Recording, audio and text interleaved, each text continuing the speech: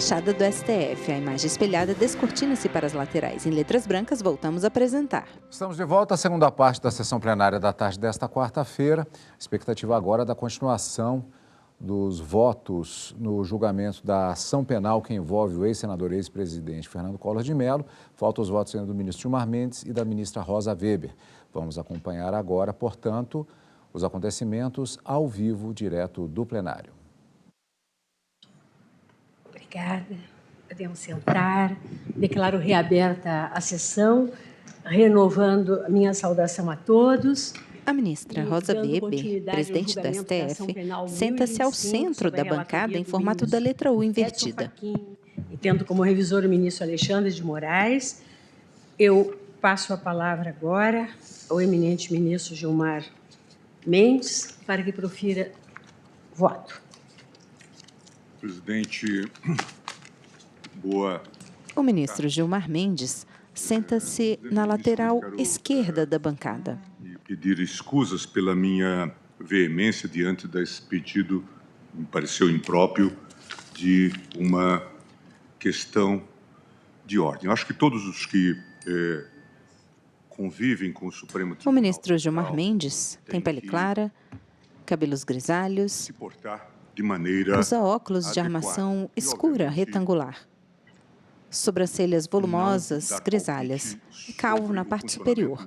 Usa toga preta sobre terno azul marinho, camisa azul clara, gravata cinza clara. Não é adequado ficar tentando dilação numa matéria que já foi altamente atrasada nesse contexto. Em pauta, ação penal número 1025. Ministros julgam ação contra o ex-senador Fernando Collor por corrupção passiva, lavagem de dinheiro e participação em organização criminosa. De justiça penal, e basta citar dois nomes emblemáticos. Moro, em Curitiba, e Bretas, no Rio de Janeiro. Ambos afastados hoje, mas mostra que esse modelo de justiça criminal deu errado. Eu até torço, presidente, que declarem o uso capião do juiz de garantia. Impeçam, vai ficar isso só na República de São Paulo, que já faz isso pelo DIPO. Mas o sistema está podre. É preciso que isso seja, de fato, verificado. Agora, se a AMB quer adiantar, e é uma proposta que eu já fiz em 2008, quando da minha presidência, quero adiantar os debates sobre celeridade do processo. Em geral, aceitem as férias de um mês, acabem com as férias de 2 meses. Isso seria uma contribuição, e não esse tipo de falta de sutileza para retardar o processo. Isso não é digno. Não é razoável que uma associação da magistratura se comporte dessa maneira. De modo que eu quero deixar isso muito claro. Presidente, agora passo ao voto. Trata-se de ação penal ajuizada pela Procuradoria-Geral em face de Fernando Afonso Collor de Mello, Pedro Paulo Bergamacha e Luiz Pereira Duarte de Amorim, por meio da qual a acusação imputa os crimes de corrupção, lavagem de dinheiro e de organização criminosa. Em relação aos crimes de corrupção, a denúncia descreve o seguinte conjunto de fatos: recebimento de pelo menos R$ 9.950.000 irregularmente obtidos por viabilizar o contrato de troca de bandeira de postos de combustíveis realizado pela DVBR, Derivados do Brasil, e a BR Distribuidora, o que teria efetivamente ocorrido nos anos de 2010 e 2011. O recebimento de 20 milhões para viabilizar irregularmente a celebração de 4 contratos de construção de bases de distribuição de combustíveis entre a UTC Engenharia S.A. e a BR Distribuidora. O recebimento de R$ 1 milhão para viabilizar a execução de contrato de gestão de pagamentos e programa de milhagem celebrado entre a FTC Cards, Processamento e Serviços de Fidelização Limitada, e a BR Distribuidora. O recebimento de vantagem pecuniária indevida no valor aproximado de R$ 20 milhões para viabilizar irregularmente futuro e hipotético contrato de construção e locação ou leasing de armazém de produtos químicos em Macaé, Rio de Janeiro, o qual seria celebrado entre a Jaraguá Equipamentos Industriais Limitada e a BR Distribuidora. Com base nesses crimes antecedentes à corrupção passiva, a denúncia descreve inúmeros atos de lavagem de dinheiro. A denúncia foi parcialmente recebida pela segunda turma em 22 de agosto de 2017, com a rejeição da exordial acusatória em relação a determinados denunciados e a exclusão de determinados crimes descritos na denúncia, referentes às imputações de peculato, crimes licitatórios, obstrução de justiça e organização criminosa. Na sequência, houve a instrução do feito e a apresentação de alegações finais por parte da acusação e dos denunciados. Em sede de alegações finais, a PGR pugna pela condenação de Fernando Collor de Mello por 30 atos de corrupção passiva e 369 condutas de lavagem de dinheiro. Em relação a Pedro Paulo Bergamache, de Leoni Ramos, requer o parquê a condenação por 30 atos de corrupção praticados em concurso com Fernando Collor de Mello, bem como a 347 crimes de lavagem de dinheiro. No que se refere a Luiz Pereira Duarte de Amorim, a PGR pleiteia a condenação do acusado por 25 crimes de corrupção passiva praticados em coautoria com Fernando Collor de Mello, bem como por 268 imputações de lavagem de dinheiro. Requer ainda a fixação de danos morais e materiais em virtude dos fatos descritos na exordial acusatória. A defesa de Fernando Collor de Mello sustenta, em sede de alegações finais, a incompatibilidade da análise probatória formulada pela PGR com o princípio da presunção de não culpabilidade, destacando a existência de meras alegações de colaboradores premiados. Aduz ainda a ausência de indicação de ato de ofício em relação aos crimes de corrupção, o correto exercício das funções de senador da República, a licitude dos contratos indicados na peça acusatória e a existência de relação de confiança e o uso de recursos ilícitos em relação aos valores recebidos por parte de Pedro Bergamache de Leoni Ramos. Destaca a ausência de requerimento condenatório por parte da PGR em relação ao delito de organização criminosa, seguida da alegação, em síntese, da tipicidade das condutas descritas na denúncia e a insuficiência do conjunto probatório, tendo em vista, inclusive, a impossibilidade de utilização das declarações de colaboradores premiados para fins de emissão de um juízo condenatório. Pedro Bergamache de Leoni Ramos suscitou, em sede de preliminar, a ausência de congruência entre a denúncia e as alegações finais da Procuradoria-Geral. Afirma ainda a atipicidade dos crimes de corrupção passiva para os quais foi denunciado em concurso com o senador Fernando Collor de Mello, tendo em vista a indicação de ato de ofício genérico e indeterminado. No mérito, suscita a impossibilidade de formação de juízo condenatório, com base apenas nas declarações prestadas por colaboradores premiados, bem como a ocorrência de excesso acusatório e a insuficiência das provas produzidas nos autos. Defende subsidiariamente a impossibilidade de cada recebimento de vantagem indevida configurar de forma autônoma um delito de corrupção, pugnando pelo reconhecimento da continuidade delitiva. Aduz a inexistência do alegado Caixa Geral de Propinas, supostamente mantido em conjunto com Alberto Youssef, bem como a tipicidade da conduta de integrar a organização criminosa, tendo em vista a descrição de fatos anteriores à Lei 12.850 de 2013.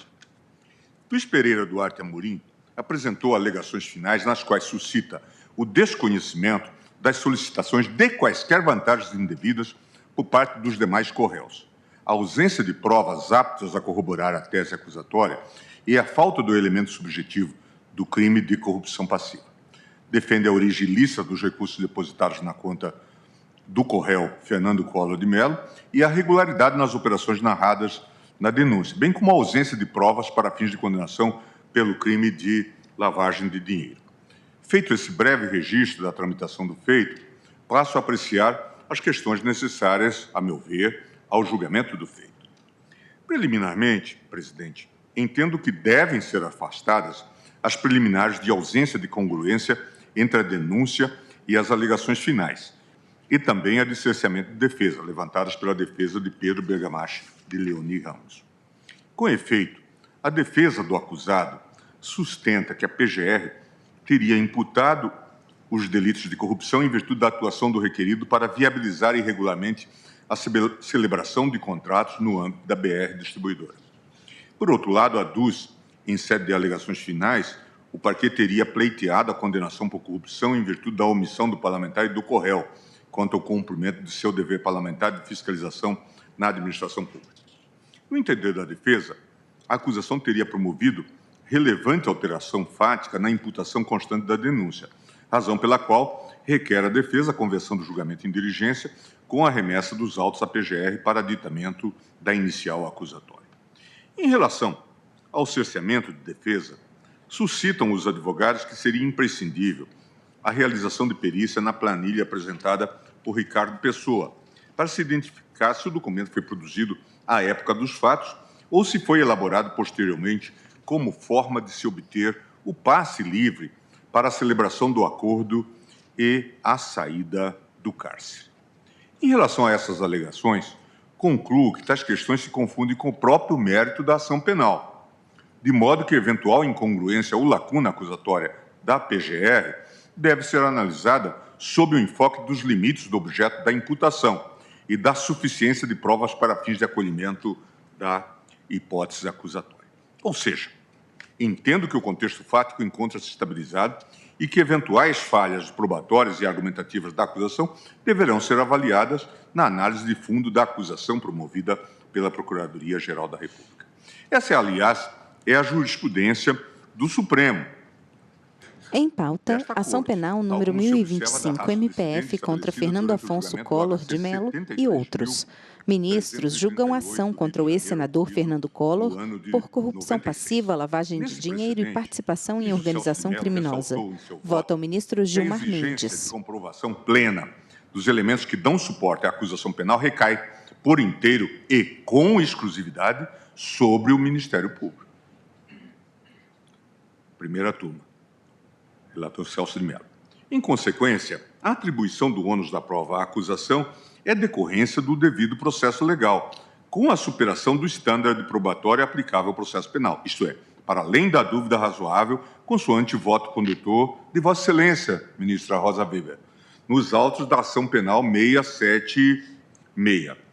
Processual penal, Operação Sanguessuga, deputado federal, quadrilha, corrupção passiva e crime licitatório no artigo 90 da Lei 8666 de 93. Colaboração premiada, ausência de corroboração, insuficiência de prova acima de dúvida razoável, presunção de inocência, absolvição. E prossegue a emenda. A colaboração premiada é meio de obtenção de prova, artigo 3º da Lei 12.850 de 2013. Não se placita, antes ou depois da Lei 12.850 de 2013, condenação fundada exclusivamente nas declarações do agente colaborador. A presunção de inocência, princípio cardeal do processo criminal, prossegue Vossa Excelência nesta emenda, é tanto uma regra de prova como um escudo contra a punição prematura. Como regra de prova, a formulação mais precisa é o estándar anglo-saxônico, no sentido de que a responsabilidade criminal deve ser provada acima de qualquer dúvida razoável, proof beyond a reasonable doubt, o qual foi consagrado no artigo 66, item 3 do Estatuto de Roma do Tribunal Penal Internacional. Na espécie, ainda prossegue a emenda, ausente prova para além da dúvida razoável da participação do acusado, deputado federal nos crimes licitatórios praticados com verbas decorrentes de emendas orçamentárias de sua autoria, do recebimento de vantagem indevida em decorrência das emendas orçamentárias ou de associação perene a grupo dedicado à prática de crimes contra a administração pública, particularmente no que diz quanto à aquisição superfaturada de ambulância com recursos federais. Ação penal julgada em procedente acórdão da primeira turma, julgada em 17/10/2017. Destaque, caso constatado o não cumprimento do respectivo ônus da prova, a consequência lógica será a absolvição dos acusados, sem a necessidade do aditamento da denúncia. Ministério Público, ao exercer a ação penal, define o conteúdo e a extensão da acusação, com suporte nos elementos informativos adquiridos na investigação criminal, dentro do espaço de confiança que lhe é demarcado pelo modelo constitucional. Estou citando Scott J. Shapiro, Legalidade, Madrid, Marcial Pontes. Idêntico raciocínio aplica-se à alegação de cerceamento de defesa em virtude da não realização da prova pericial na planilha apresentada por Ricardo Pessoa, que constituiria um dos elementos de corroboração dos alegados crimes de corrupção engendrados para viabilizar a construção de bases de combustíveis contratadas entre a UTC Engenharia e a BR Distribuidora. Quanto a este ponto, presidente, a jurisprudência do Supremo entende ser inadmissível a juntada de documentos unilateralmente produzidos pelos próprios colaboradores, enquanto elementos externos e autônomos de corroboração das imputações realizadas por esses indivíduos. Inquérito 3994, da relatoria do ministro Edson Fachin, redator para o acordo do ministro Dias Toffoli, julgado em 18/12/2017. Desse modo, observa-se desde já que a planilha apresentada por Ricardo Pessoa, a meu ver, é incapaz por si só de embasar a prolação de um juízo condenatório, de modo que a não realização da perícia não acarretará qualquer prejuízo à defesa dos denunciados. O entendimento acima estabelecido também se aplica às alegações da defesa de Fernando Collor de Mello, no que se refere à impossibilidade de utilização de provas meramente indiciárias para fins de condenação. Ou seja, entendo, mais uma vez, que se trata de questões atinentes à própria análise de mérito do pedido condenatório apresentado pela PGR, a ser analisado quando da valoração da prova produzida. Por esse motivo, estou rejeitando as preliminares suscitadas pela defesa nos termos já feitos pelos colegas que me antecederam. Vamos, então, às balizas legais e doutrinárias aplicáveis ao crime de corrupção. Como já foi em pauta, ministros julgam ação contra o ex-senador Fernando Collor por corrupção passiva, lavagem de dinheiro e participação em organização criminosa. Vota o ministro Gilmar Mendes, à esquerda na bancada. Ou antes de assumir, mas em razão dela, vantagem indevida ou aceitar promessa de tal vantagem. Reclusão de 2 a 12 anos e multa. Parágrafo 1º. A pena é aumentada de 1/3 se, em consequência da vantagem promessa, o funcionário retarda ou deixa de praticar qualquer ato de ofício ou o pratica infringindo o dever funcional. Se o funcionário pratica, deixa de praticar, parágrafo 2º. Se o funcionário pratica, deixa de praticar ou retarda ato de ofício com infração de dever funcional, cedendo a pedido ou influência de outrem, pena, detenção de 3 meses a 1 ano ou multa. Na jurisprudência desta Corte, há precedentes no sentido de que, para a tipificação do delito de corrupção, seria necessária a indicação de um ato de ofício. Sobre essa questão, no julgamento do precedente da Ação Penal 307, caso Collor, o plenário do Supremo decidiu pela absolvição dos crimes de corrupção passiva imputados a ex-presidente da República por não haver sido apontado ato de ofício configurador da transação ou comércio das funções públicas. AP 307, da relatoria do ministro Ilmar Galvão. A necessidade de indicação do ato de ofício foi reafirmada em outros julgamentos, como, por exemplo, inquérito 4259, redator para o acordo do ministro Dias Toffoli, segunda turma, caso José Guimarães, AP 1003, relator ministro Dias Toffoli, segunda turma, caso Gleice Hoffmann e Paulo Bernardo, inquérito 3705, de minha relatoria, segunda turma, caso Maurício Quintela, AP 470, ministro Joaquim Barbosa, Tribunal Pleno, caso Mensalão. Por outro lado, não se nega, presidente, que em julgados recentes se considerou despiciente a indicação específica de tal ato, considerando suficiente o contexto. A meu ver, contudo, o debate sobre a necessidade ou não de indicação do ato de ofício acabou por obscurecer a reflexão mais densa e precisa sobre as elementares do tipo do artigo 317, caput, do Código Penal, com a mitigação da garantia penal da estrita legalidade. O sentido desse dispositivo pode ser buscado no cotejo do Código Penal brasileiro com a legislação comparada. Para fins do exercício explicativo que pretendo desenvolver, trago à colação as relações estabelecidas entre o crime de corrupção do artigo 317 do Código Penal e os crimes de corrupção simples e corrupção com infração funcional previstos no Strafgesetzbuch alemão.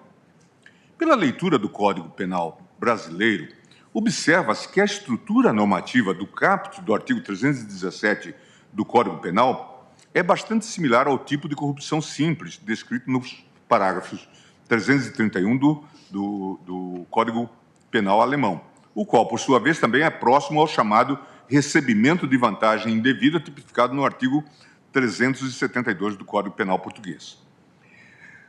A configuração desse delito prescinde da violação de dever funcional, até mesmo porque a norma não estabelece qualquer exigência a esse respeito.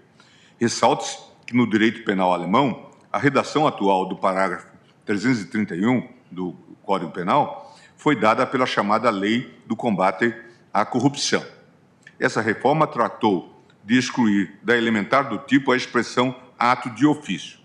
Na redação atual, o ato de ofício foi substituído pela expressão em exercício da função, Dienst Ausübung, à semelhança do que ocorre no Código Penal brasileiro, que fala tão somente no exercício da função. Transportando essa lógica para a interpretação do caput do artigo 317 do Código Penal, é possível entender que, quando se lê na lei brasileira que o núcleo do tipo penal é a solicitação ou recebimento de vantagem indevida, resta claro que a vantagem em si não é um elemento acidental do tipo, mas sim o seu principal elemento constitutivo. O caput do artigo 317 do Código Penal, assim, em muito se assemelharia ao delito de corrupção simples ou de recebimento indevido de vantagem, para o qual o legislador alemão excluiu a referência a ato de ofício, substituindo-a pelo exercício da função. No entanto, em observância da legalidade estrita, outra é a lógica do parágrafo 1º do artigo 317 do Código Penal. Aqui tem-se a chamada corrupção qualificada, que em tudo se assemelha à chamada corrupção com ato ou com infração funcional, tipificada no parágrafo 332 do Código Penal alemão. Nessa hipótese, além da recepção da vantagem, a atuação do agente público se torna ainda mais repreensível, porque ele pratica determinado ato que, até mesmo isoladamente, isto é, a despeito do recebimento de qualquer vantagem, já seria ilegal. Na própria natureza da corrupção com infração funcional, o que é qualificadora do crime tutela é o princípio da legalidade que rege a administração pública em toda a sua dimensão.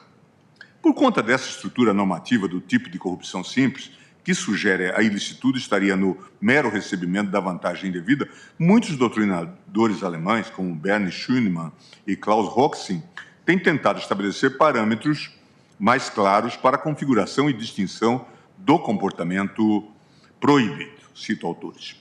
A discussão que esses autores enfrentam no direito alemão e que nós devemos enfrentar também no direito brasileiro é saber qual o alcance do crime de corrupção simples, considerando que o texto da lei deixou de se referir ao ato de ofício, mas continua a falar em exercício da função pública. Esse debate dogmático é de extrema relevância e sobre isso, em obra dedicada ao tema, os professores Luiz Greco e Adriano Teixeira mostram os impactos desse debate em situações limites enfrentadas na Alemanha. Interpretando-se que o delito de corrupção simples se configura no mero recebimento de uma vantagem por um servidor público, a despeito do exercício da função em si, vários casos da vida cotidiana seriam assim enquadrados. Greco e Adriano Teixeira ilustram alguns exemplos. Transcrevo. Por meio do conceito de vantagem indevida, torna-se bastante natural excluir do alcance dos tipos penais da corrupção passiva e ativa aqueles casos considerados socialmente adequados. Pense no caso do médico da rede pública que recebe um generoso presente da família do paciente que curou ou dos pais da criança que ajudou a parir. Ou na situação em que pais de alunos da rede pública dão presentes de Natal aos professores. Em casos como esses, o funcionário recebe uma vantagem em razão do exercício da função, mas não se pode classificar como vantagem indevida. Isso eu estou citando em obra de ambos, Crime e Política, Corrupção, Financiamento Irregular de Partidos, Caixa 2 Eleitoral e Enriquecimento Ilícito, publicado pela FGV. Ainda nesse aprofundado estudo dos professores Greco e Adriano Teixeira, destaca-se que a doutrina alemã e os tribunais têm tentado resolver essa indeterminação normativa do delito de recebimento indevido de vantagem, associando o conceito de exercício da função, Dienstausübung, ao conceito de pacto do injusto, Rechtsvereinbarung. Esse conceito de pacto do injusto representa, segundo a concepção dominante na Alemanha, o cerne dos delitos de corrupção. Eu cito, ainda na obra de Greco e Teixeira. O pacto do injusto, caracterizador da corrupção, só se completa quando se define o que o servidor dá ou oferece. O pacto do injusto não se completa se a vantagem é concedida apenas em razão da posse ou da titularidade do cargo. É preciso que a vantagem se combine ao menos com o exercício da função. Assim, embora não seja pressuposto do pacto do injusto que a contraprestação do funcionário público seja um ato de ofício determinado e individualizado, a contrapartida da vantagem... Em pauta, ministros julgam ação contra o ex-senador Fernando Collor por corrupção passiva, lavagem de dinheiro e participação em organização criminosa. Vota o ministro Gilmar Mendes. O tipo do artigo 317, caput do Código Penal, passa a não admitir interpretação meramente literal que criminalize todo e qualquer recebimento de vantagem por funcionário. Afinal, se entendêssemos que o simples recebimento de alguma vantagem pelo funcionário caracteriza corrupção, deveríamos condenar o médico da rede pública de saúde que recebeu o presente da família do paciente, assim como os professores da escola pública que recebem presentes de Natal dos alunos. Esse, certamente, não é o propósito da norma, nem a hipótese de incidência definida pelo legislador. Daí porque os professores Greco e Teixeira propõem que também na interpretação do artigo 317 do Código Penal seja buscado o pacto do injusto. E destacam então os autores. Diversamente do que sugere uma leitura mais literal do tipo, deve-se exigir ao menos que a vantagem seja oferecida, prometida ou concedida, com vistas a influenciar ou a remunerar o exercício da função por parte do servidor.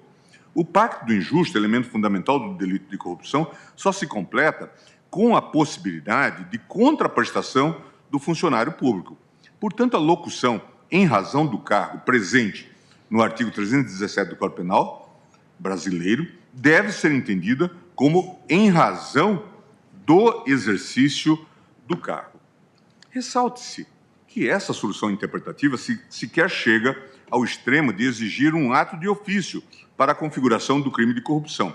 Todavia, disse que a corrupção só existe quando a vantagem está combinada com o exercício do cargo, com um ato, ainda que lícito, que foi ou seria praticado pelo funcionário público nessa qualidade. A esse respeito, destaco as advertências feitas por César Roberto Bittencourt, para quem o crime de corrupção passiva pressupõe que a ação do funcionário corrupto seja inequívoca, demonstrando o propósito do agente de traficar com a função que exerce. É indispensável que a ação do sujeito ativo tenha o propósito de vender, isto é, de comercializar a função pública. Por isso, em não havendo a relação de causalidade entre a função pública desempenhada pelo agente e o fato imputado, não se pode falar em crime de corrupção passiva, podendo existir residualmente qualquer outro crime, tais como apropriação indébita, estelionato, etc. Isso está no Tratado de Direito Penal de César Bittencourt, volume 5º. Estabelecidas essas premissas, presidente, passo a me manifestar sobre as imputações constantes da denúncia. Do contrato da troca de bandeira de postos de combustível celebrado entre a DVBR, Derivados do Brasil S.A., e a BR Distribuidora.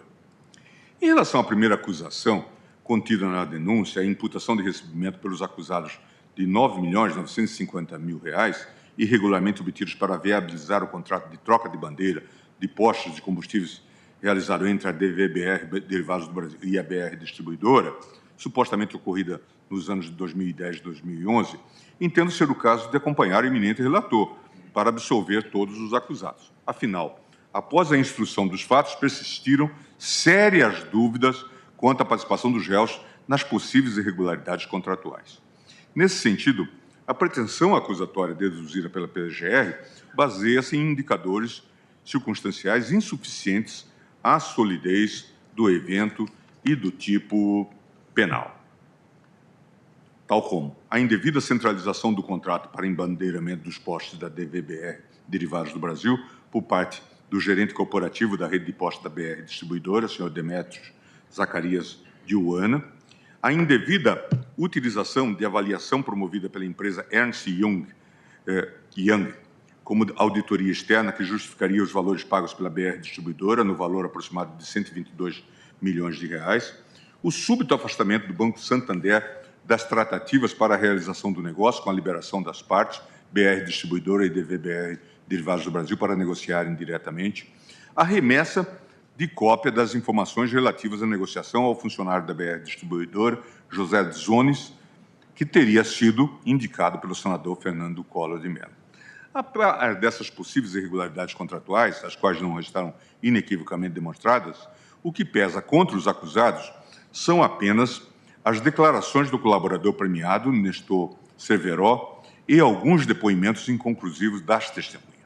Não consta dos autos nenhum indicativo concreto ou elemento autônomo de corroboração que aponte para a efetiva ingerência dos acusados na celebração do contrato de embandeiramento. Outro sim, as alegadas propinas nos vultosos valores que superam 9 milhões de reais não foram minimamente demonstradas ou identificadas. Isto é, o suposto fluxo de numerário não foi provado. Ressalto, como já fiz nos tópicos anteriores, que as declarações isoladas de colaboradores premiados, sem amparo em elementos idôneos e externos de corroboração, são insuficientes para fins de prolação de um édito condenatório. Por todos esses motivos, acompanho o eminente relator para absolver todos os acusados em relação a essa primeira imputação. Passo para os contratos de construção de bases de combustíveis celebrados com a UTC Engenharia S.A. Também entendo, presidente, com a devida vênia, que as provas constantes dos autos não são capazes de levar à condenação dos acusados no que se refere às imputações de corrupção, envolvendo a construção das bases de combustíveis em Duque de Caxias, TEDUC, em Manaus, TEMAN, Carcaraí e Urixi-Maná, no Complexo do Cruzeiro do Sul, Basul 2, ou na base de distribuição de combustíveis do Porto Nacional, BAPOM, realizadas pela UTC em contrapartida a um benefício econômico de aproximadamente 500 milhões. O conjunto probatório segue a conclusão do primeiro fato, dada a ocorrência das mesmas limitações e fragilidades probatórias relativas à imputação anterior. Isto é, mostra-se inviável em pauta, ação penal número 1025, MPF contra Fernando Afonso, Collor de Mello e outros. Ministros julgam ação contra o ex-senador Fernando Collor por corrupção passiva, lavagem de dinheiro e participação em organização criminosa. Voto ao ministro Gilmar Mendes. O vínculo do nexo de causalidade dos acusados no que se refere às irregularidades contratuais apontadas. Não se ignora que o valor dos contratos celebrados entre a BR Distribuidora e a UTC, no valor aproximado de 500 milhões, ou o fato de a empreiteira ter vencido 4 certames consecutivos, constituem indícios relevantes de eventuais ilícitos ou irregularidades administrativas. Contudo, a meu ver, não se pode admitir a imputação de tais fatos aos réus sem a existência de uma adequada base fático-probatória, sob pena de admitirmos a condenação dos acusados com base em um delito de corrupção por acordo implícito ou pressuposto, o qual foi sustentado apenas com base nas declarações dos colaboradores premiados, sem a indicação de provas inequívocas da sua consumação. Nesse sentido, é importante destacar que a pretensão acusatória se ampara na denominada corroboração cruzada dos depoimentos dos colaboradores, a qual já foi rechaçada em inúmeras oportunidades por este tribunal, em virtude do reduzido valor probatório e das naturais implicações que resultam das imputações promovidas por colaboradores premiados, sem a indicação de provas efetivas da sua ocorrência. Com efeito, tal como tenho reiteradamente afirmado, a desconfiança com os atos de colaboração decorre da presunção de inocência, a qual, como regra probatória e de julgamento, impõe à acusação o ônus de provar a culpa, além da dúvida razoável. Não se deve jamais perder de vista que é produzindo provas contra terceiros que o delator obtém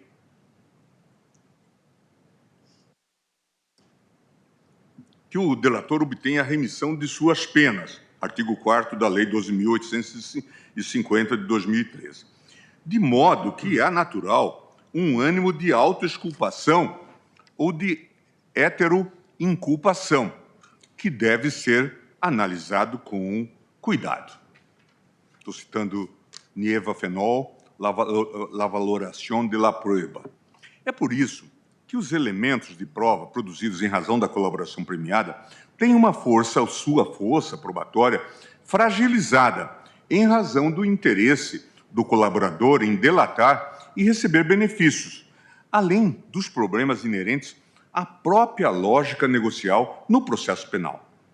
Tal visão é afirmada, inclusive, na doutrina clássica em relação a provas produzidas por corréus. Estou citando Mittermeier, Tratado da Prova em Matéria Criminal, e também Spínola Filho, Código de Processo Penal Brasileiro anotado. Portanto, presumir o interesse, presidente, do colaborador em produzir ou alcançar provas forjadas não é um equívoco, mas um dever constitucional do juiz. Essa é, de acordo com a minha concepção e com base na doutrina e jurisprudência mais abalizadas sobre o assunto, a verdadeira visão democrática da condição e do valor dos depoimentos dos colaboradores premiados no processo penal democrático e contemporâneo. Ao contrário da alegada postura de valorização de tais ilações não comprovadas, que foi presumida, a meu ver, pelo eminente relator, ao aduzir, por exemplo, que a tarifação negativa ao aludido meio de obtenção de prova não encontra eco no processo penal de índole democrática. Não se deve ignorar, página 94 do voto, não se deve ignorar, presidente, também, que é uma tentação natural do colaborador a apresentação de versões que lhe coloquem em uma melhor posição para negociar e atender às pretensões acusatórias do Ministério Público, em vez de apresentar de forma isenta e imparcial um relato fático isento e desinteressado de como os fatos realmente se passaram. Se, na própria literatura, existe uma dúvida razoável sobre a solidez dos depoimentos testemunhais, se eu não me engano, um conto de Anatole France, que, em algum momento, ele diz que um escritor estava a escrever a história do mundo. E, num dado momento, ele viu acontecer um atropelamento lá embaixo. Estava num sobrado lá embaixo, um atropelamento por uma carruagem. Ele teve uma visão daquele fenômeno, desceu até lá e olhou aquilo. E cada um narrava de uma forma, a partir dos seus ângulos e visões sobre a temática.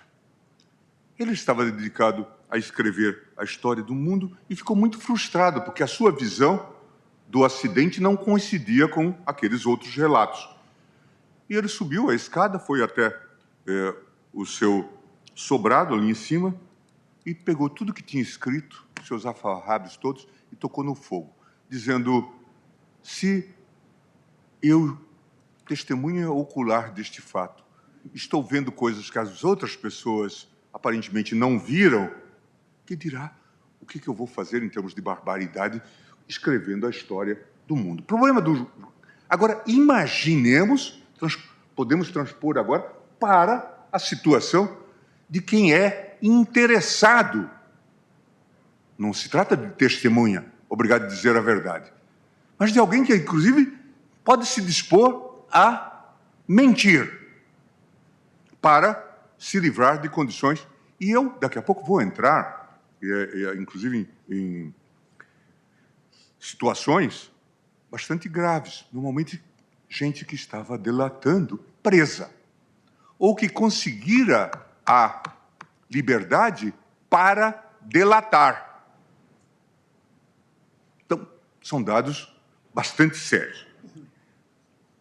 Não se deve ignorar que é uma tentação natural do colaborador a apresentação de versões que lhe coloquem em uma melhor posição para negociar e atender às pretensões acusatórias do Ministério Público, em vez de apresentar de forma isenta e imparcial um relato fático isento e desinteressado de como os fatos realmente se passaram. Essa afirmação me parece ainda mais adequada em se tratando das colaborações premiadas, celebradas por Alberto Youssef. É um personagem que merece toda a atenção. E com um dos seus funcionários, Rafael Ângulo Lopes, cujas declarações constituem pedra angular da denúncia oferecida nestes autos. Personagem central das narrativas desenvolvidas pelos órgãos de acusação na Operação Lava Jato, Alberto Youssef se notabilizou como coadjuvante dos investigadores em diversos casos sob a responsabilidade do ex-juiz Sérgio Moro, a começar pelo caso Banestado, em que se apurou o suposto esquema de evasão de divisas bilionário ocorrido entre 1996 e 2002. Causa perplexidade, presidente, para dizer o mínimo, o longo histórico de relacionamento entre um doleiro responsável pela evasão de cifras bilionárias com personagens histriônicos da Operação Lava Jato, notadamente o ex-juiz Sérgio Moro e agora o inelegível Deltan Dallagnol, então coordenador da Força Tarefa da Lava Jato no Paraná. A pretexto de que os relatos do colaborador seriam úteis, é bom que isso fique bem na memória para as nossas responsabilidades históricas. Relatos do colaborador seriam úteis para a apuração de crimes graves envolvendo a classe política. As autoridades públicas, em mais de uma oportunidade, celebraram generosos, repito, generosos acordos de colaboração com Alberto Youssef. No episódio mais recente, a Força Tarefa da Lava Jato no Paraná relativizou os abundantes indícios de envolvimento do colaborador em desvios astronômicos, premiando-o com o cumprimento de pena privativa de liberdade em regime fechado por lapso não superior a 5 anos, suspendendo ainda todos os processos e inquéritos policiais em tramitação perante a 13ª Vara Federal de Curitiba, assim como aqueles que serão instaurados, inclusive perante outros juízos, logo após o trânsito em julgado de sentenças condenatórias, que somem um montante mínimo de 30 anos de prisão. Causa ainda, presidente, mais assombro, a agitação e o desconforto demonstrados, por exemplo, por Deltan Dallagnol, logo após a decretação da prisão de Alberto Youssef, por ordem agora do juiz federal Eduardo Apio, da 13ª Vara Federal da Seção Judiciária do Paraná, em razão do descumprimento do acordo celebrado com a Lava Jato. Sintomaticamente, a demonstrar, no mínimo, leniência com os graves crimes que foram amplamente confessados pelo colaborador, o ex-coordenador da Força Tarefa da Lava Jato saiu em defesa do doleiro, após a aprovação do decreto de prisão, alegando um suposto abuso de poder do magistrado. E aqui nós temos uma situação rocambolesca, porque quem vai atuar nesse processo para libertar Youssef nesta prisão? O juiz do TRF da 4ª Região, de nome Malucelli, que seria, entre outras coisas, consogro de Moro, pai de um sócio do escritório de Rosângela Moro e namorado, noivo da filha de Moro. Veja, presidente, que coisa rocambolesca, para dizer o mínimo. Que coisa constrangedora para o judiciário. Que coisa vergonhosa! Descemos muito na escala das degradações. Descemos muito na escala das degradações. Mas eu quero lembrar, essa não foi, rememora, a primeira vez que o colaborador foi acusado de descumprir acordos celebrados com as autoridades brasileiras. No julgamento da reclamação 37343, o eminente ministro Edson Fachin apreciou o pedido formulado pela defesa de Alberto Youssef, em que se impugnava a decisão do Tribunal de Justiça do Estado do Paraná, que, apontando o descumprimento de compromissos assumidos na avença, determinou a rescisão do acordo de colaboração premiada celebrado entre o colaborador e o Ministério Público Estadual, caso Banestado. Uma leitura atenta desses autos permite concluir que Alberto Youssef celebrou 3 acordos de colaboração. O primeiro, de 2003, homologado pela 13ª Vara Federal de Curitiba. O segundo, de 2004, vinculado ao anterior e homologado pela 4ª Vara Criminal de Londrina. E o terceiro, mais recente, celebrado com o Ministério Público Federal após a deflagração da Operação Lava Jato em 2014. É, no mínimo, curioso que a força-tarefa da Operação Lava Jato, em sua autoproclamada campanha messiânica de depuração da política brasileira, tenha tolerado e relativizado esse histórico alarmante, agraciando o colaborador com benefícios prisionais generosos, ao mesmo tempo que menosprezou direitos processuais básicos diversos de outros acusados, selecionados a dedo seletivamente pelos integrantes da força-tarefa. Não obstante o envolvimento reiterado e confessado do delator com graves crimes financeiros, a ele se ofereceu leniência, comedimento e parcimônia.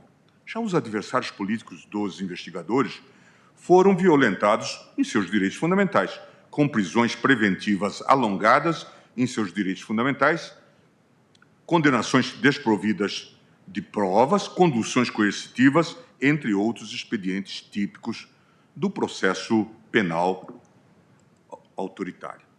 Quem tolera ou pratica esse tipo de medida certamente não é devoto da Constituição nem dos direitos e garantias fundamentais. A proximidade e condescendência dos investigadores da Lava Jato com o doleiro não em pauta, ação penal número 1025, MPF contra Fernando Afonso Collor de Mello e outros. Desde o caso Banestado, Alberto Youssef, ministros julgam ação contra o ex-senador Fernando Collor por corrupção passiva, lavagem de dinheiro e participação em organização criminosa. Vota o ministro Gilmar Mendes. Do mercado de venda ilegal de dólares. É este o personagem central deste processo. Essa constatação aponta para um provável objetivo espúrio que subjaz todo o ânimo colaborativo desse famoso personagem da Lava Jato. Suavizar as penas que lhe seriam impostas pela Justiça Criminal, ao mesmo tempo em que se eliminem outros operadores do mercado de câmbio ilegal, potenciais concorrentes do colaborador. Esse está no Conjur 2021, 8 de abril. Essa visão é corroborada pelo eminente jornalista Reinaldo Azevedo, que já há algum tempo indica, e essa é uma coisa curiosa, porque essas pessoas veem coisas que nós, mortais, dedicados às vezes às lides meramente jurídicas, não temos capacidade de ver.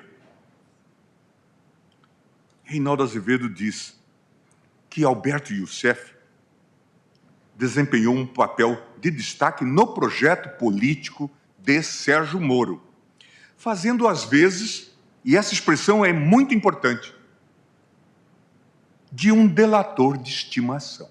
Repito, de um delator de estimação, presidente. Esta é a visão de Reinaldo Azevedo. Até já disse a ele, de vez em quando, as pessoas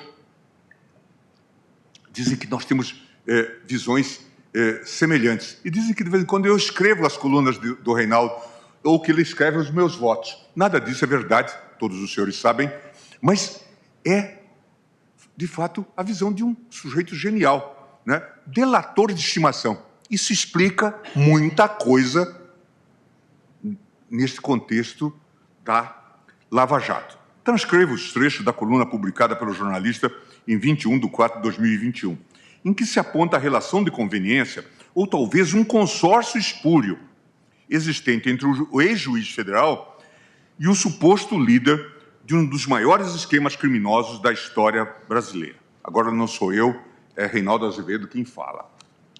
Que fique claro, Lava Jato era o nome de uma operação destinada a investigar desvios de recursos na Petrobras, a partir da delação de Alberto Youssef, o delator de estimação de Sérgio Moro. Ele já havia sido seu homem no caso do Banestado. Não cumpriu o acordo que o beneficiou, delinquiu de novo e, mesmo assim, foi contemplado com nova delação.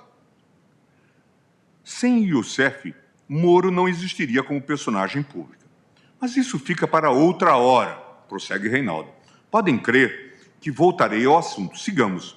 A partir desse caso, a Lava Jato de Curitiba foi chamando para si tudo o que lhe desse na telha, incluindo o tal triplex do Guarujá e o sítio de Atibaia, que levou Moro à caçada de Lula.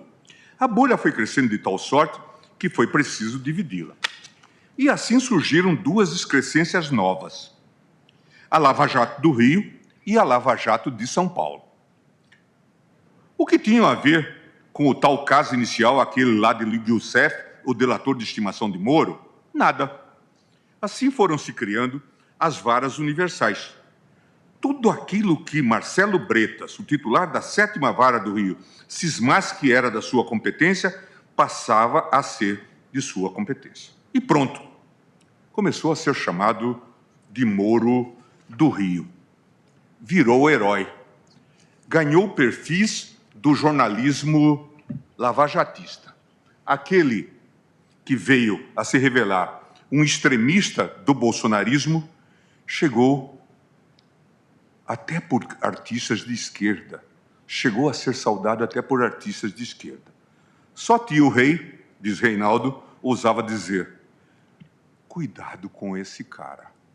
Recentemente, para aqueles que não leem jornais, Bretas foi afastado por decisão amplamente majoritária do CNJ, por malfeitos na 7ª Vara de Curitiba. Inclusive, negociações com advogados que atuavam nesta vara.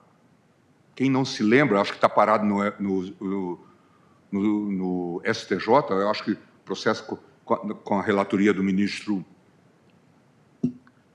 Herman Benjamin, está lá parado, uma delação premiada desse tal Nitalmar, o advogado que gozava da intimidade de Bretas. Por que eu estou dizendo isso? Presidente, para advertir que as declarações de Alberto Youssef, verdadeira pedra angular da acusação formulada pela PGR, demandam um olhar crítico do Poder Judiciário. Um escrutínio severo, severíssimo, capaz de distinguir meras aleivosias de elementos que, de fato, podem e devem servir de subsídio para investigações penais.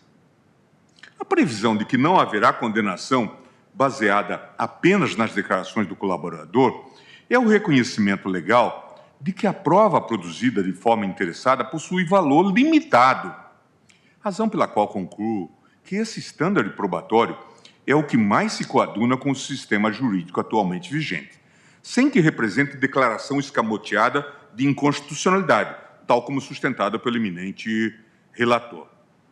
Transcrevo, para que não restem dúvidas sobre a constitucionalidade do reduzido valor probatório das imputações unilaterais e não demonstradas dos depoimentos dos colaboradores, o exato teor da regra prevista pelo parágrafo 4º do artigo 4º, parágrafo 16 da Lei 12.850 de 2013, a qual estabelece de maneira cristalina que nenhuma das seguintes medidas será decretada ou proferida com fundamento apenas nas declarações do colaborador: medidas cautelares reais ou pessoais, recebimento de denúncia ou queixa-crime, sentença condenatória. Acentue-se ainda, presidente, que antes mesmo da inserção dessas alterações legais por intermédio do pacote anticrime, a existência de colaborações cruzadas, ou seja, declarações recíprocas de corroboração, já vinham sendo amplamente refutadas pela jurisprudência desta Corte. Essa foi a posição adotada pelo Supremo no julgamento do HC 127.483 da relatoria do ministro Dias Toffoli, em que se asseverou não haver razão na afirmação de que os elementos de corroboração de acordo de colaboração premiada possam ser representados por declarações de colaborador diverso. Também o ministro Celso, no inquérito 3982, consignou em seu voto que o Estado não poderá utilizar-se da denominada corroboração recíproca ou cruzada, ou seja, também não poderá impor condenação ao réu pelo fato de contra este existir unicamente depoimento de agente colaborador que tenha sido confirmado tão somente por outros delatores. Deve-se analisar, portanto, se há coerência nas declarações do colaborador e, mais, se existem elementos externos de corroboração suficientes para fins de condenação, o que entendo, com as vendas de estilo, não ocorrer no presente caso.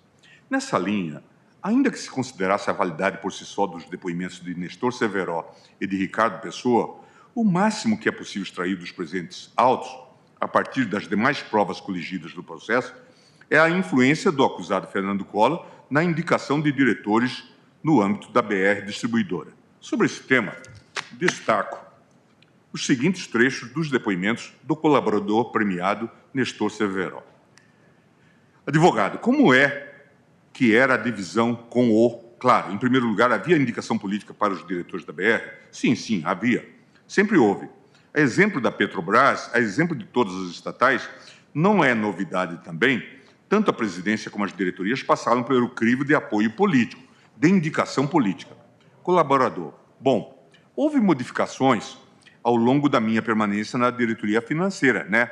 Eu, particularmente, fui indicado pelo presidente Lula, porque eu saí da diretoria internacional no mesmo dia da Petrobras, no mesmo dia em que fui indicado para a diretoria financeira da BR. Eu fui nomeado diretor financeiro da BR por uma indicação direta do presidente Lula. Isso foi em 2003, com o apoio do PT e do PMDB, que já vinham me apoiando na diretoria internacional. Já em 2019, houve a substituição, houve a mudança de orientação do patrocínio político dessas diretorias. E é quando o senador Fernando Collor assume praticamente o controle da presidência das principais diretorias. Quais eram exatamente essas diretorias?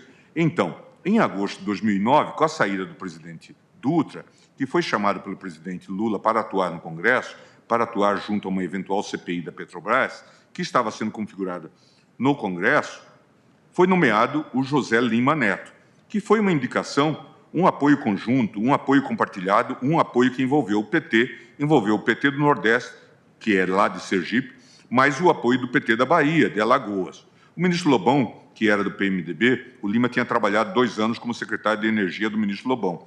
E o senador Fernando Collor. O presidente indicou ao Fernando Collor que ele seria também o patrocinador da presidência.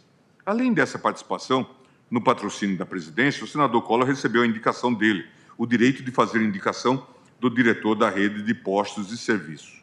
Sabe o nome dele? O senhor lembra? Sim, Luiz Cláudio Sanches. E o diretor de operações logísticas, que passou a ser José Zones. São indicações diretas de Fernando Collor.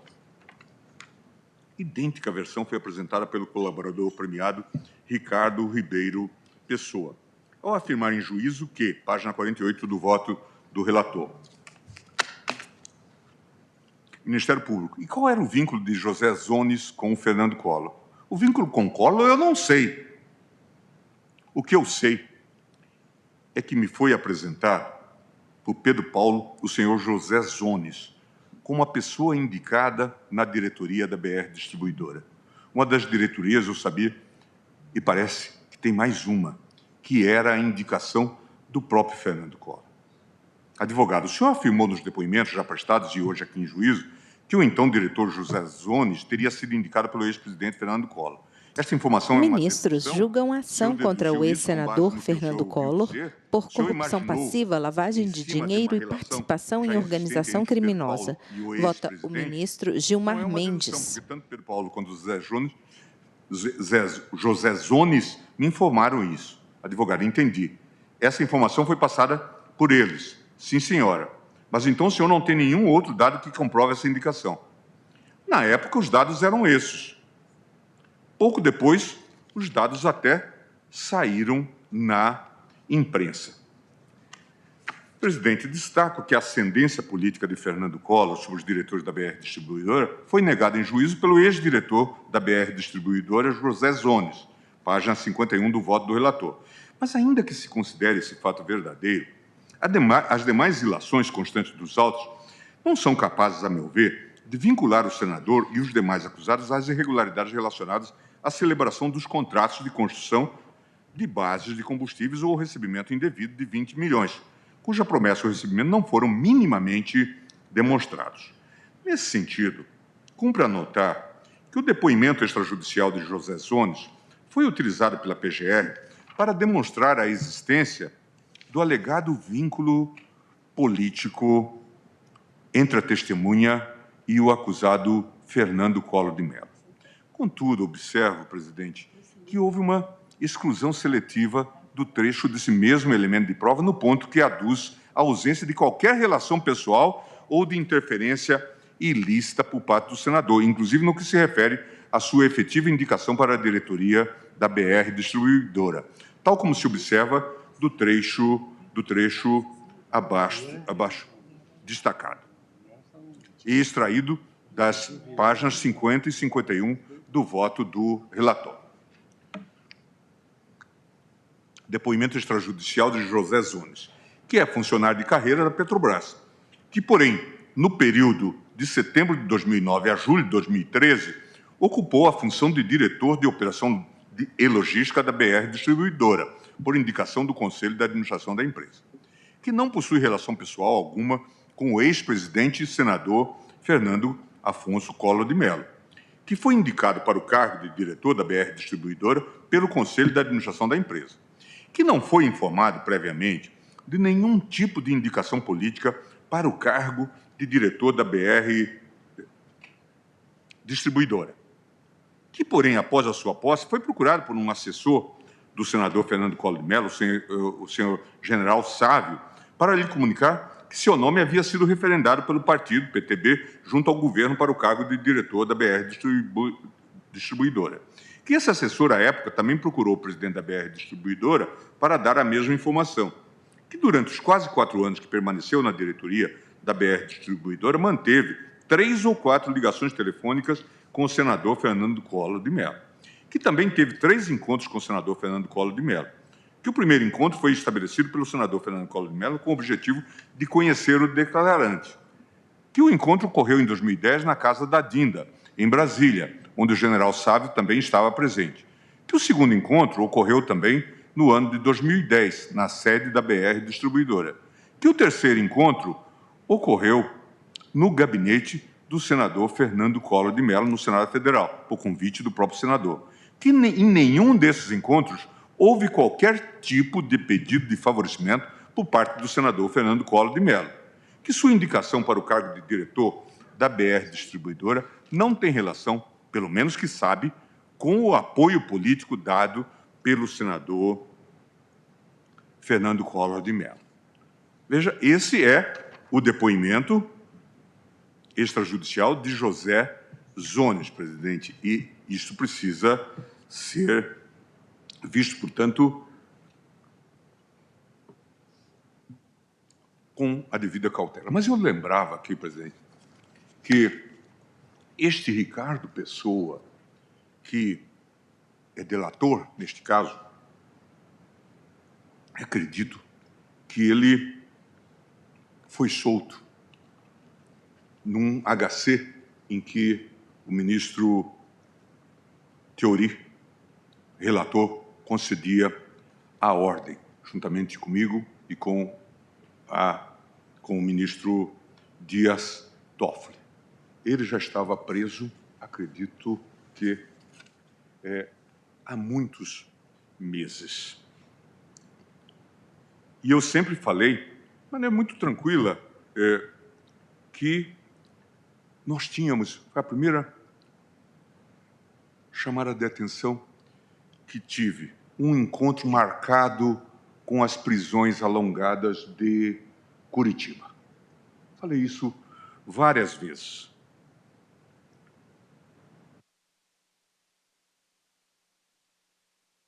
Creio que ele ficou preso de novembro de 2014 a abril de 2015. Ainda me lembro dessa decisão. Solto pela segunda turma, votos contrários da ministra Carmen e do ministro Celso. Talvez tenha sido um dos poucos que conseguiu liberação naquele momento. Depois o ministro Teori alinhava-se à posição contrária e, portanto, mantinha-se as prisões com os meus votos, os votos meus e do ministro Dias Toffoli, alongando essas prisões. Hoje está muito claro. E isto aparece em vários documentos. Está muito claro que essas prisões alongadas eram feitas para obter depoimentos, delações. Eu vou dar um exemplo do que aparece na Vaza Jato. As revelações da Vaza Jato vieram a demonstrar que se usavam as prisões provisórias como nítidos elementos de tortura para forçar delações. Em mensagem de meados de junho de 2015, Teotan esboça plano para forçar a colaboração do investigado Bernardo Freiburg-Haus, apontado como operador de propinas da Odebrecht, e que, à época, estava na Suíça. Numa conversa, Dallagnol revela a intenção. Acho que temos que aditar para bloquear os bens dele na Suíça. Conta, imóvel e outros ativos. Ir lá e dizer que ele perderá tudo. Colocar ele, vou reler, porque as pessoas já se dizem que isso aqui é um pequeno pecadilho, essa colaboração entre procurador e juiz. Colocar ele de joelhos e oferecer redenção. Não tem como ele não pegar. Infelizmente, presidente, isto virou de um grande sistema de combate à corrupção no maior escândalo de corrupção do judiciário que se tem notícia. Ministros julgam ação contra o ex-senador Fernando Collor por corrupção passiva, lavagem de dinheiro e participação em organização criminosa. Vota o ministro Gilmar Mendes. No grupo da Força Tarefa de Curitiba, que reúne membros da Força Tarefa. Qual foi a estratégia de revelar os próximos passos na Eletrobras, etc.? Santos Lima disse não saber do que Martello estava falando, mas afirmou: meus vazamentos objetivam sempre fazer com que pensem que as investigações são inevitáveis e incentivar a colaboração. É notável, presidente. Como diria um autor, isso tudo é decorar frade de pedra. É uma coisa extremamente constrangedora. Mas aqui tem outras mensagens. É importante, para o bem da história, que seja rememorado. Para valorizar ou revalorar essas delações. O Ministério Público pediu 2 vezes ao então juiz Sérgio Moro operações contra a filha de um alvo da Lava Jato, que vive em Portugal, como forma de forçá-la a se entregar. Veja a que ponto chega esse tipo de prática. Apesar de ser titular de contas no exterior, que receberam propinas, ela não era suspeita de planejar e executar crimes. O plano revelado em mensagem do Telegram, trocados entre procuradores e entregues ao Intercept por uma fonte anônima, era criar um elemento de pressão, como disse o procurador Diogo Castor de Matos, sobre o empresário luso-brasileiro Raul Schmidt. O MPF apelou a Moro mirando na filha do investigado. Queria que o passaporte de Nathalie fosse cassada e que ela fosse proibida de sair do Brasil. O plano era forçá-la a se entregar para evitar mais pressão sobre a filha. Na primeira tentativa, Moro vetou a manobra dos procuradores. Apesar dos argumentos do MPF, não há provas muito claras de que Natalia Angerame, Priante, Schmidt e Felipe tinha ciência de que os valores tinham origem ilícita e ou eram fruto de atos de corrupção, argumentou num despacho. A tentativa frustrada dos procuradores de caçar o passaporte de Natalie para pressionar o pai a se entregar ocorreu em fevereiro de 2018. A justiça portuguesa havia determinado o cumprimento da extradição de Schmidt para o Brasil no mês anterior, mas ele não foi encontrado onde morava, em Lisboa, pelas autoridades locais. Em maio daquele ano, após o novo fracasso em busca por Schmidt em Portugal, a Lava Jato reapresentou seu pedido a Moro. Dessa vez, sem que houvesse qualquer suspeita adicional contra ela, o juiz mudou de ideia e deu sinal verde ao desejo da Lava Jato, que incluía uma varredura na casa, nas comunicações e nas contas de Natalie. No dia seguinte, os policiais cumpriram o mandado de busca e apreensão na casa da filha do investigado no Rio de Janeiro. A defesa alegou que ela foi coagida pela Polícia Federal, na ocasião, a dizer onde o pai estava. O plano, no entanto, não teve tempo de ser testado. No mesmo dia, Raul Schmidt conseguiu extinguir seu processo de extradição em Portugal. A Lava Jato tenta, até hoje, trazê-lo ao Brasil. Em suma, presidente, essas questões são extremamente graves. Eu ficaria a noite toda relatando isso, mas são extremamente constrangedoras. Até a mim, que dizem não tem muita paciência com isso, me constrange. De fato, eu fico constrangido de ver que esses fatos ocorreram sob as barbas do judiciário. Altamente constrangedor. Isso me faz duvidar tremendamente de exigir que haja um escrutínio em relação a essas questões, sob pena de nós valorizarmos delações de Youssef confirmada por alguém que ficou preso há tantos meses em Curitiba. É o caso aqui de corroboração cruzada inegável. Contudo, ainda que se considere tais elementos extrajudiciais num ponto que supostamente podem favorecer a acusação, é dever do magistrado, em observância ao princípio da indivisibilidade da prova, considerar não apenas os trechos possivelmente favoráveis à pretensão acusatória, mas também aqueles que refutam a pretensão ministerial e que demonstram um maior peso em favor da tese defensiva a partir da negativa da prática do ilícito pelos acusados. Em pauta, a ação penal número 1025 MPF contra Fernando Afonso Collor de Mello e outros. Ministros julgam ação contra o ex-senador Fernando Collor por corrupção passiva, lavagem de dinheiro e participação em organização criminosa. Vota o ministro Gilmar Mendes. O próprio Ministério Público, a Corregedoria, um tipo de esclarecimento em relação a isso, porque esses fatos são extremamente graves. Esses dias na turma nós tivemos um caso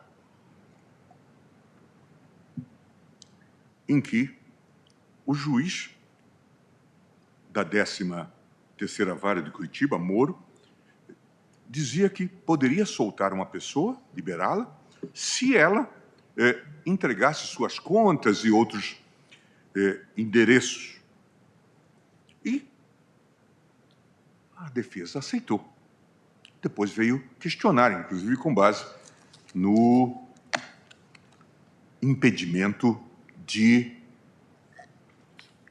fazer prova contra si mesmo. Isso era uma prática comum. Mas, em relação aos casos de prisão,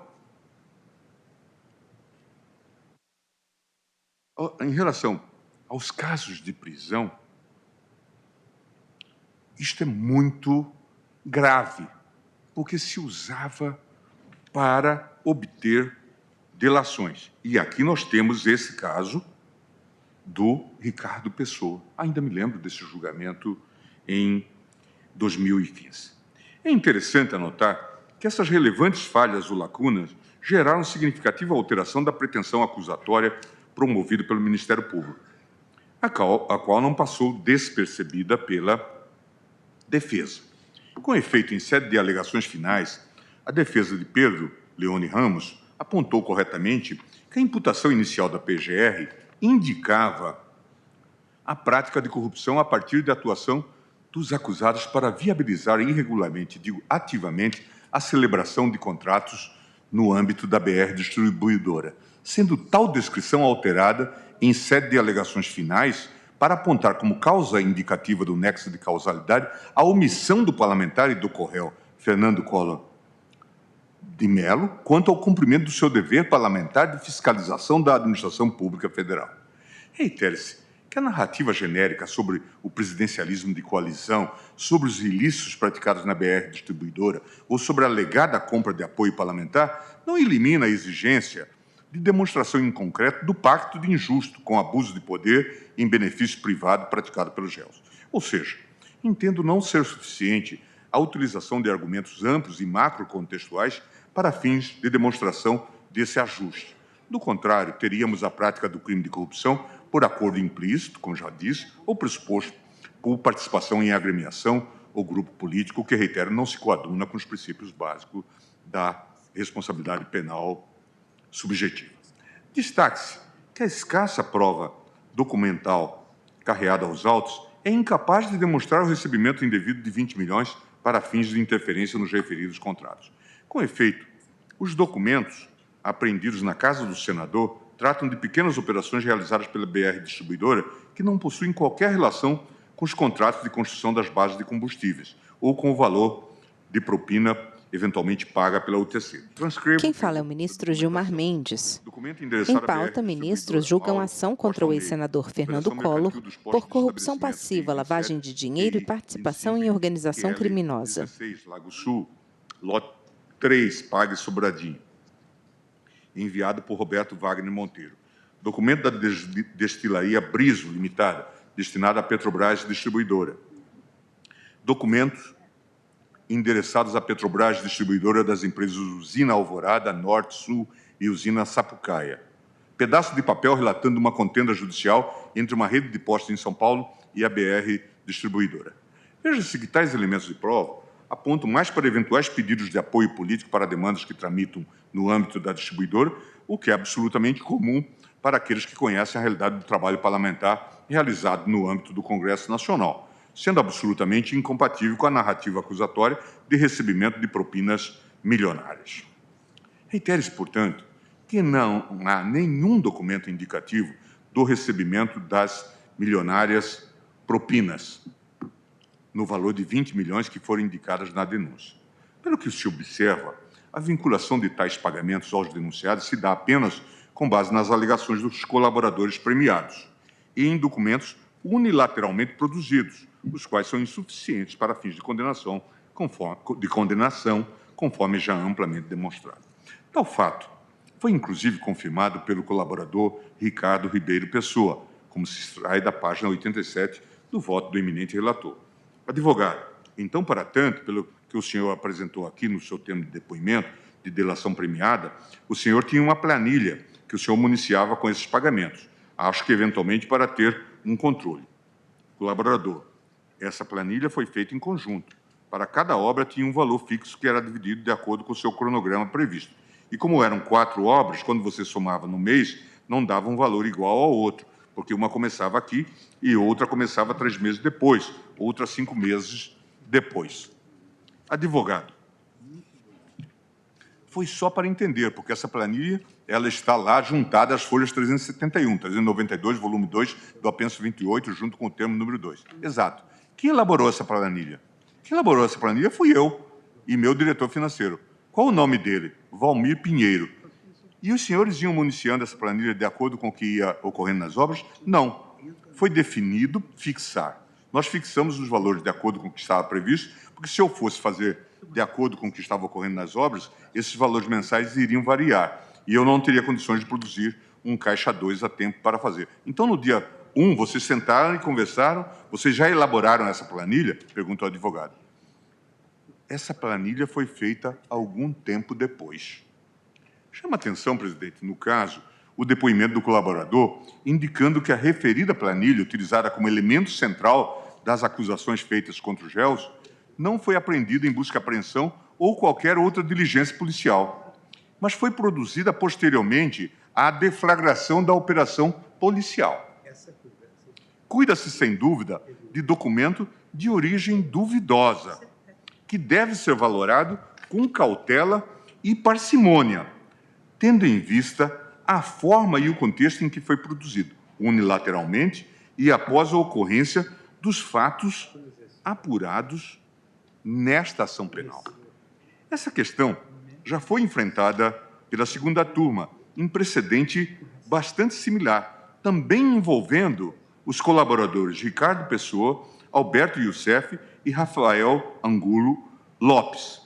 Reporto-me especificamente ao inquérito 4074 da relatoria do ministro Edson Fachin, redator para a qual do ministro Dias Toffoli, em que se assentou que a jurisprudência desta Corte é categórica em excluir do conceito de elemento de corroboração documentos elaborados unilateralmente pelo próprio colaborador, a exemplo de anotações, registros em agenda pessoal eletrônica e planilhas de contabilidade informal. Percorrendo esse raciocínio, a turma entendeu que a ausência de elementos concretos que confiram suporte às narrativas dos colaboradores e, por conseguinte, tornem induvidosa a materialidade e, ao menos, indiquem a autoria, não deixa outra alternativa senão a rejeição da denúncia em sua integralidade. Destarte, apesar dos indícios de irregularidades contratuais descritos no voto do eminente relator, tem para mim que, ante o estándar probatório exigido para a condenação penal, os elementos de prova produzidos pela acusação não são capazes de demonstrar que os acusados participaram desses eventos, com a finalidade de recebimento de vantagens indevidas. Rememoro que a exigência de observância de estándar probatório adequado ao processo penal não decorre de decisão puramente epistemológica ou da reverberação de um preciosismo acadêmico. Na verdade, a imposição de rigor metodológico decorre de escolha política do legislador constituinte, já que somente um conjunto probatório seguro o suficiente é capaz de afastar a garantia constitucional da presunção de inocência e, assim, legitimar a imposição de sanções penais privativas da liberdade ou restritivas de direito. Presidente, eu volto a essa temática. O uso das prisões provisórias e a ameaça de consequentes ou subsequentes prisões que poderia ocorrer em relação a esses réus, no caso a este delator, Ricardo Pessoa, me chama a atenção. Acho que não há exagero. Não há exagero em dizer-se que se usou esse modelo de prisão alongada para obter delações. E para obter delações, muitas vezes, dirigidas. Vários advogados com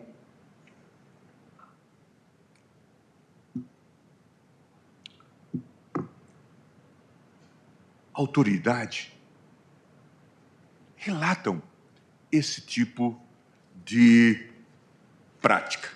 E aqui, além deste, que ficou preso muito tempo e certamente se submeteu às imposições desta força-tarefa, Ricardo Pessoa, nós temos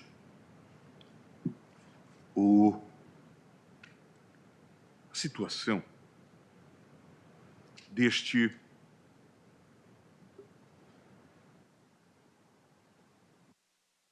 muito peculiar, deste delator de estimação do Moro, este personagem de nome Youssef, já autor de 3 delações descumpridas.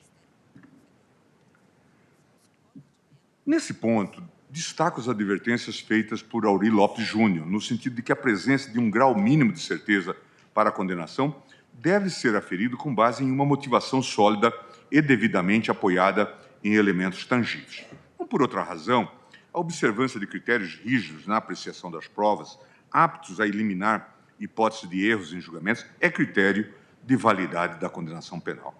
Afinal, em pauta, ação penal número 1025, Ministério Público Federal contra Fernando Afonso Collor de Mello e outros.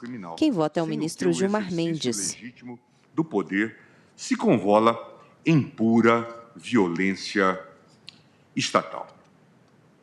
Por esses motivos, presidente, estou convencido que a absolvição dos acusados, nesse ponto, é medida que se impõe. E já caminhando para o final, sobre a corrupção relativa ao contrato de gestão de pagamentos e programas de fidelidade com a FTC Cards, processamento e serviço de fidelização. Eu estou aqui acompanhando o voto do ministro relator no que se refere à absolvição dos acusados em relação ao suposto recebimento de propina no montante de R$1 milhão. Ministros julgam ação contra o ex-senador Fernando Collor por corrupção passiva, lavagem de dinheiro e participação em organização criminosa. No referido tipo, consistem em ocultar ou dissimular a natureza, origem, localização, disposição, movimentação ou propriedade de bens, direitos ou valores provenientes, direta ou indiretamente, da infração penal. Estou citando Luiz Regis Prado. Trata-se de um tipo misto, de modo que a realização de mais de uma conduta na mesma linha de desdobramento causal é penalmente irrelevante. De acordo com Luiz Regis Prado, a ocultação ou dissimulação devem se referir à natureza, essência, condições peculiares, especificidade, origem, procedência ou forma de obtenção, localização, local onde se encontra ou se situa, disposição, emprego, uso, utilização, seja gratuito ou oneroso, movimentação, deslocamento, mobilização, mudança, circulação, ou propriedade, titularidade, domínio, direito de usar, gozar, dispor da coisa, bem como de reavê-la do poder de quem quer injustamente a possua ou detenha, de bens, direitos ou valores. Conforme decidido pelo STF no julgamento da AP 470, 12º desembargos infringentes, relator ministro Fux, caso mensalão, o delito de lavagem de dinheiro pode ser cometido por 3 formas distintas. A primeira é a colocação dos recursos derivados de uma atividade ilegal em um mecanismo de dissimulação da sua origem, que pode ser realizado por instituições financeiras, casos de câmbio, leilões de obras de arte, entre outros negócios aparentemente lícitos. O segundo, o instrumento seria o encobrimento, a circulação ou transformação, cujo objetivo é tornar mais difícil a detecção da manobra dissimuladora e o descobrimento da lavagem. Por fim, tem-se a possibilidade da prática do crime de lavagem por intermédio da fase de integração dos recursos a uma economia, onde pareçam legítimos. Nesse mesmo precedente, destacou-se que o mero recebimento de vantagem indevida pela prática de crime de corrupção, ainda que por interposta pessoa, não configura delito de lavagem, tratando-se de mera fase de exaurimento do crime do artigo 317 do Código Penal. Isso porque o crime de corrupção pode ser caracterizado pelo recebimento direto ou indireto de vantagem indevida, conforme deixa clara a redação constante do referido tipo. Por outro lado, a jurisprudência desta Corte admite ainda a hipótese de autolavagem, que pressupõe a prática de atos de ocultação ou dissimulação pelos agentes responsáveis pelos crimes antecedentes. Caso redator para o acordo do ministro Barroso. É importante reiterar, presidente, que o crime em questão, na redação conferida pela Lei 2.683, é dotado de plena autonomia no conteúdo e na forma. Nessa linha, não se trata de mera decorrência do delito antecedente, não sendo o caso de crime acessório. No que toca à forma, a ação penal é independente do processo e julgamento das ações penais antecedentes, ainda que praticadas em outro país, bastando a existência de provas de sua existência. Eu, então, vou ao ponto das lacunas acusatórias relativas às imputações de lavagem e digo o seguinte: no que se refere às imputações de lavagem de dinheiro, os 8 depósitos encontrados no escritório de Alberto Youssef em benefício do senador Fernando Collor, além das movimentações em dinheiros não identificados e em valores fracionados, constituem indícios de uso irregular do sistema financeiro por parte do acusado, com a participação dos demais corréus. Concordo, inclusive, com o eminente relator quando destaca a relevância dos valores recebidos pelo parlamentar. Por exemplo, no mês de dezembro, totalizaria o significativo montante de 357 mil. Em relação aos valores obtidos a partir de depósitos e transferências promovidos pelo grupo empresarial do parlamentar, embora se trate de valores relevantes, 13 milhões, os referidos recursos, como se disse, se encontram dentro da disponibilidade financeira do acusado, não tendo sido demonstrada qualquer inequívoca vinculação com o produto de crimes anteriores. Idêntica conclusão se aplica aos bens de luxo descritos pela PGR. Destaque, embora existam relevantes indícios de uso irregular de mecanismos financeiros ilícitos, como a realização de depósitos fracionados ou por intermédio de conhecidos doleiros, como Alberto Youssef, entendo, presidente, que a ausência de provas suficientes da existência de crimes antecedentes e a não vinculação de tais valores às vultosas propinas supostamente recebidas pelo presidente tornam impossível a condenação do presente feito pelas referidas imputações. Não se pode negar que há uma grave lacuna investigativa e probatória que decorre da ausência de comprovação dos crimes antecedentes praticados pelos investigados, se houve. Outro sim, é importante que se diga que não existe a figura típica de enriquecimento sem causa no ordenamento jurídico brasileiro, o que talvez fosse a solução legislativa, ou a figura típica que mais se assemelha aos fatos descritos e decantados após a instrução processual. Ministros julgam ação contra o ex-senador Fernando Collor por corrupção passiva, lavagem de dinheiro e participação em organização criminosa. A ausência de indicação dos crimes antecedentes, razão pela qual entendo que os acusados devem ser absolvidos no que se refere a essas imputações.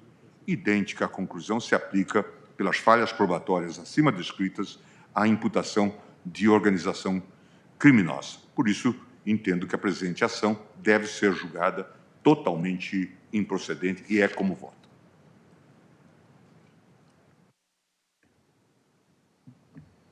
Muito obrigada, ministro Gilmar Mendes. Eu vou suspender a sessão. Não, antes eu vou conceder a palavra a Vossa Excelência, mas eu vou suspender agora o julgamento do processo, porque teríamos continuidade amanhã, de qualquer maneira, em função da dosimetria a ser debatida, e aí eu proferirei o meu voto no início da sessão. Infelizmente, eu tenho um compromisso institucional às 19h30 e, por essa razão, também os colegas estão com dificuldade de nós permanecermos. Mas, antes de encerrar a sessão, eu concedo a palavra ao ministro Alexandre de Moraes. Obrigado, presidente. Eu só vou reler meu voto.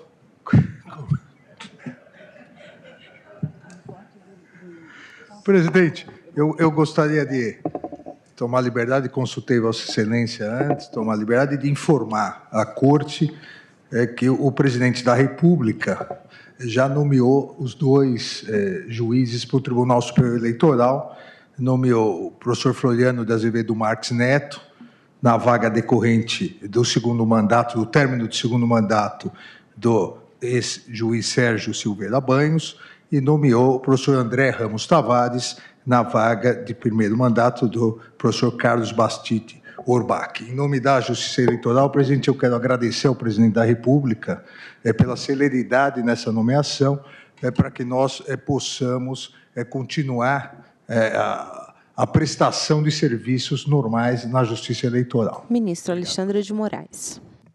Agradeço a Vossa Excelência e registro os meus cumprimentos aos dois escolhidos.